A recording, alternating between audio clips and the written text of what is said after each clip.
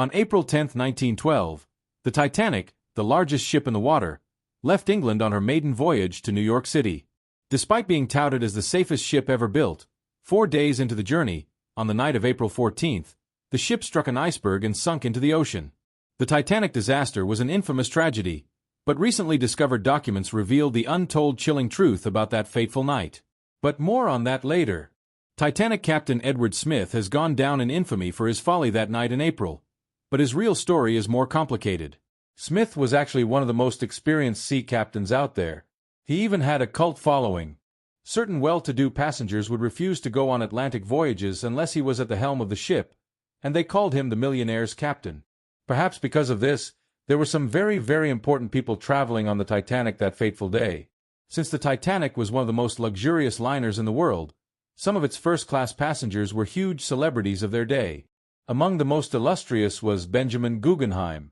Yes, like the museums, who was on board with his cheeky French mistress, Leontine Aubard. Still, he was nothing compared to the next guest. John Jacob Astor IV, the founder of the famed Astoria Hotel in New York, was the richest man on board, even in a boat full of the world's wealthiest. When he was alive, he had a net worth of a staggering $85 million, which is billions today. Everybody had their eyes on him, but for an even more scandalous reason than his money. Astor was actually on the Titanic to travel back to America with his pregnant second wife, Madeline. This set off a huge scandal. See, Astor had just married Madeline in September 1911 and at 18 years old on their wedding. The bride was almost 3 decades younger than him. Madeline was even a full year younger than Astor's own son, Vincent. For all that though, the most famous person to emerge from the wreckage was a complete surprise. The unsinkable Molly Brown became a sensation after the Titanic, and for good reason.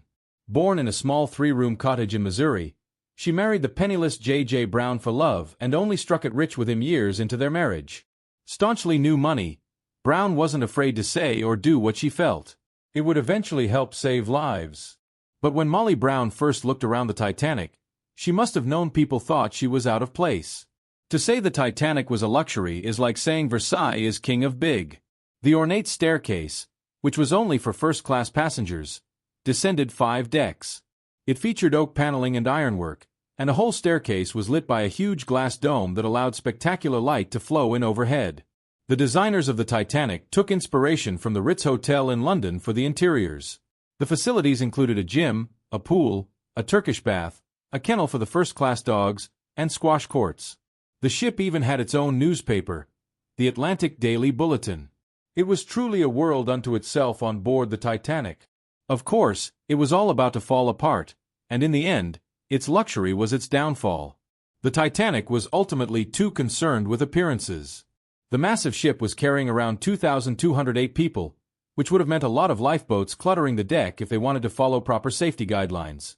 So to make the deck prettier, they decided to reduce the number of lifeboats to 20 wooden lifeboats and 4 collapsible lifeboats.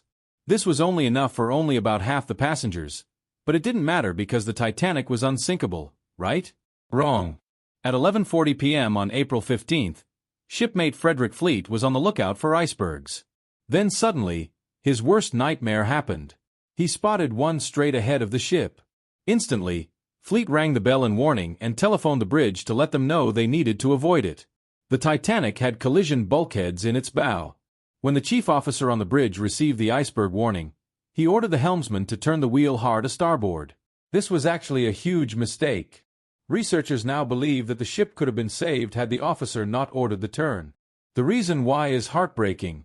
The Titanic had collision bulkheads in its bow, which means the vessel would have very likely survived a head-on impact. Experts have stated that the damages from the head-on collision would have either saved the ship from sinking entirely or else allowed it to sink much more slowly, giving rescuers more time to save the people on board. In other words, if they'd done nothing, they might have been all right. Then again, they made other mistakes. Poor lookout Frederick Fleet had precious little time to warn the ship. The time for when he spotted the iceberg to the time of its fatal impact was only 37 seconds. Only there were other problems. In the end, the iceberg didn't exactly come out of nowhere. The crew had received 6 ice warnings prior to the collision, all of which they ignored. Once the iceberg hit though, chaos reigned. The situation aboard the Titanic devolved incredibly quickly. more quickly as it turned out than anyone could get a handle on. Soon after the ship struck the iceberg, 6 forward compartments flooded. This was big trouble. 4 was the maximum number that could flood without risk of the ship sinking. It was going down. But the passengers didn't get that there was an agonizing 60-minute delay from the time of the collision to when the first lifeboats launched. Why? Well, some people thought the alarms were just a drill and stayed warm inside. But there was a bigger issue. Even for people who believed the alarms were real, there was a lot of confusion about where to go. After all, there hadn't been any lifeboat drills. People may not have known it then, but their fates were sealed. As a result of the delay launching the first lifeboat, no one on the crew had enough time to successfully launch the remaining lifeboats. Especially not as the passengers, once totally carefree about the situation, began to get more and more alarmed. The crew never even launched 2 of the collapsible lifeboats. As people, wealthy and poor alike, approached their final hours, tragic and extraordinary things began to happen. At the beginning, first-class passenger Benjamin Guggenheim thought the iceberg collision was a minor blip, but when he realized it was the end, he had an unforgettable response. First, he put on his finest clothes along with his valet. Then, he descended the ship's glorious staircase, sat himself down with a cigar, and said, "We've dressed up in our best and are prepared to go down like gentlemen." Other passengers had more heartbreaking reactions. Wealthiest passenger John Jacob Astor wasn't just going down like a gentleman, he was also willing to die for the sake of others. When it was clear the Titanic was sinking into the freezing Atlantic, Astor loaded his young wife Madeline into a lifeboat. Astor was then about to get in beside her when he noticed a horrifying sight. According to an eyewitness account, just as Astor was about to join his pregnant wife, he realized there were 2 terrified children still on the ship and in need of saving. Unwilling to abandon people in need, Astor stepped aside and gave up his place in the boat. It was a great act of heroism, but it would also be his doom. The reports of Astor's next movements are hazy. Around 1:55 a.m., just as Lifeboat 4 was lowered into the water, witnesses reported watching Astor standing alone on the Titanic. Then, one of the last times anyone spotted him alive, he was smoking a cigarette with fellow passenger Jacques Futrelle just a half hour before the Titanic slipped into the ocean. It sounds graceful and dignified, but his very last moments were likely much different. Survivor Philip Mock additionally said he saw John Jacob Astor one very last time before the tycoon's death. Mock witnessed Astor and his valet huddled on a raft before they both froze and met their tragic watery ends. Like so many others that day, it was a horrible way to go, but his sacrifice was not in vain. John Jacob Astor's time on the Titanic is marked by a dark heroism, but it still was heroism. In the end, Astor's young wife Madeline and his unborn child both survived the wreckage, with his son John Jacob Astor VI, nicknamed the Titanic Baby, living to the ripe old age of 79. But the elder Astor did leave something behind. Astor was so wealthy that when they recovered his body, rescuers found a veritable treasure trove in his pockets, including a diamond ring and $2,440 in American notes. That wasn't all, either. Among other personal effects, they found a gold pocket watch. Astor's son Vincent claimed the memento and wore it for the rest of his life. Astor's story, however, also teaches us a brutal lesson about the disaster. Although there weren't enough lifeboats on board, you might be thinking that surely there were enough life jackets to save people from drowning in the ocean. Unfortunately, most victims that night died not from drowning, but from freezing in the icy Atlantic waters, John Jacob Astor likely included. But his is not the only story, or the only kind of end. Macy department store magnates Isidore and Ida Strauss were another wealthy first-class couple traveling on the Titanic. They were also elderly, which meant they should have had the best chance of making it off the wreck. That's not what happened. When the ship started to go down, attendants ushered Ida into a lifeboat, but she refused to leave her beloved husband. Their last moments have gone down in history. When Ida Strauss refused to leave her husband, Isidore also rejected the idea of leaving before the other men. Instead, the couple went down beside each other. As Ida said, "I will not be separated from my husband, as we have lived, so we will die together." Witnesses last saw the pair on the deck, their arms around each other. Yet though it was a night of great tragedy, April 14, 1912 also had its tense victories too. Noelle Leslie, the beautiful Countess of Rothes, more than rose to the occasion when the disaster occurred. Like many first-class women, she made it into a lifeboat, but that didn't mean the danger was over. The waters were restless and the people aboard the boat were panicked, But the Countess knew what she had to do. As her lifeboat dipped into choppy waters, the cool-headed Countess grabbed the tiller and helped steer and row the vessel to safety even as the Titanic sunk behind her. While steering, Noelle only paused her duties to comfort another passenger, a Spanish newlywed who had lost her husband in the wreck. The surviving crew started calling Noelle Leslie the plucky little Countess and even gave her the brass number plate from her lifeboat as a token of their appreciation. But the Titanic also had its fair share of strange stories. The ship's baker, Charles Joughin, had an utterly bizarre survival story. When he found out the ship was doomed, he first sent men to get provisions from the bakery to the lifeboats on deck, but once away from the crowds, he began partaking in the ship's well-stocked bar. Known to enjoy his whiskey and figuring he was about to die, he got drunk. This had a truly odd twist. When the ship went down, most people likely thought that Joughin perished in those icy waters. No. Rescuers found him after about 2 hours treading water and showing minimal health problems. Alcohol generally increases your risk of hyperthermia, but there is some evidence that it helps slow heat loss as well. It certainly worked for the baker. There are some other tales from that night that seem too tragic to be true, but they are. First-class passengers were allowed to bring their dogs on the RMS Titanic, and there were about 12 confirmed dogs on board, including a fox terrier, a French poodle, a French bulldog, and John Jacob Astor's Airedale Terrier, Kitty. Some pups got happy ends. 3 of the smaller dogs were smuggled onto the lifeboats and made it safely to New York, but one dog in particular met a fate as tragic as all the dogs go to heaven. One of the most famous legends of the Titanic disaster is that of an Elizabeth Isham. Legend says that she refused to leave the ship without her beloved Great Dane, who crew members had deemed too big for the lifeboat. Instead, Isham made an incredible sacrifice. She allegedly stayed behind rather than leave him. Later, authorities found the body of a woman holding a large dog. Everybody knows the story of how the ship's band played on to keep spirits up. Incredibly, this is true. All 8 members of the orchestra played their instruments to the bitter end, quite literally, as they went down heroically with the ship. Then again, by the time that this happened, they had witnessed a true nightmare. As the ship kept sinking, crew kept filling up the lifeboats. Or that was the plan. When all of the lifeboats did finally leave the Titanic, they weren't full. Each boat could safely carry approximately 70 people, but senior surviving officer Charles Littler claimed that he could not have filled the boats to capacity without the mechanism holding them collapsing. There were other complications too. Passengers were utterly frantic at the very end, which didn't help crew members when it came to putting them in the few lifeboats they had. When Collapsible B lifeboat floated away upside down, people tried to right it, but were unsuccessful.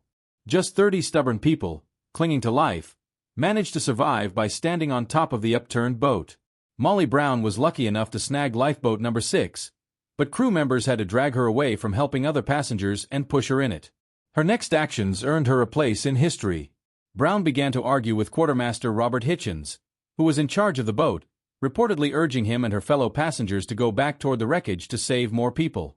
Sadly, Hitchens refused to listen to Brown, saying that the poor souls in the waters might try to get in and drag the boat down, dooming everyone. It's unclear whether Brown was ever able to get the boat to turn around, but we do know she was pretty feisty about it. She took an oar and tried to steer the boat back by herself, and people heard her loudly threatening to throw Hitchens overboard.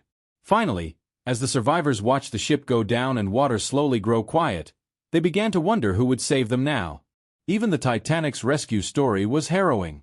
The Titanic sent out multiple distress signals through multiple channels as the ship went down, but there was no other vessel near enough to reach them in time. As it was, it took until 4 a.m., over 4 hours since the iceberg first hit, for the RMS Carpathia to come save the people in lifeboats and any extremely lucky survivors in the water. When the next day dawned, people looked for someone to blame. In many ways, the Titanic disaster happened because of a streak of bad luck, ending with the iceberg that hit. You see, in April 1912, there were 300 icebergs in the North Atlantic shipping lanes. This was the most seen in the route between Europe and North America in half a century. It really was wrong place, wrong time. That's not all, either. As details about the tragedy emerged, researchers discovered that the liner Californian had been less than 20 miles away from the Titanic when it was sinking, but failed to hear its distress call because the radio operator was off duty. Again and again, just one moment of good luck might have saved so many lives. But the Titanic couldn't catch a break. Molly Brown was one of the most famous Titanic survivors, and her monkey ear reportedly came from her words following the Titanic sinking. When reporters interviewed her about the disaster, Brown had a legendary reply. She allegedly stated, "Typical Brown luck. We're unsinkable." The phrasing stuck. In 1985, a team of researchers found the wreck of the Titanic lying on the ocean floor. This is where things get eerie. Coincidentally, the discovery came just before 2:20 a.m., which was the exact time the ocean liner sank. Several earlier attempts to locate the ship had been made since its sinking, all of them coming up empty-handed. Thanks to this team, we now know exactly where the Titanic sank. When the Titanic sank, experts widely believed that the iceberg had caused the 300-foot gash along the side of the ship. Once they discovered the wreck in 1985, the ship told a different story. The actual damage was clearly visible. The ship sustained 6 separate tears totaling just 15 square feet. That was all it took. For one reason or another, several famous people had tickets for the Titanic but didn't sail on that fateful voyage. George W. Vanderbilt and his wife canceled because someone in their family was worried that so many things can go wrong on a maiden voyage. Well, can't really say they were wrong about that one. Some things are just fated. Creepily enough, some say that a 1898 novel predicted the wreck of the Titanic 14 years before she took her maiden voyage. Morgan Robertson's novel Futility tells the tale of an ocean liner named Titan that strikes an iceberg the first time she even hits the water. Sounds familiar? In the 10 years before the Titanic disaster, White Star Line had carried over 2 million passengers and only experienced 2 fatalities. One positive outcome of the Titanic disaster was an overhaul to sea safety rules. After the tragedy, the first International Convention for Safety of Life at Sea overhauled the rules and regulations of sea travel to make sure this never happened again. The Titanic was the world's largest passenger ship at the time. It measured 882 feet in length and was the largest man-made moving object on Earth. New documents about the Titanic disaster reveal a chilling story. According to these documents, rescue crews doing damage control after the wreck tossed the bodies of third-class passengers into the sea in order to prioritize first- and second-class remains. It's all laid out in disturbing detail in a series of telegrams between a recovery ship and the White Star Line. So while second- and first-class bodies were returned to their loved ones, many third-class families were left in the dark. During the initial investigation into the cause of the Titanic disaster, investigators blamed Captain Edward Smith for going too fast in dangerous waters. While Smith couldn't possibly have predicted exactly what happened, he could have reduced the ship's speed as a precaution, particularly after getting warnings about icebergs. But did he? No. Captain Edward Smith went down with the Titanic, and his last words were heartbreaking. He said to his crew, "Well, boys, do your best for the women and children and look out for yourselves." People last saw Smith on the bridge minutes before the ship sank, and experts believe he must have gone directly under the waves and drowned. But there's another side to the story. People are divided to this day about whether or not Captain Edward Smith was a villain or a victim. While some portray his mistakes that fateful day as understandable and his subsequent actions as heroic, others reveal a darker side.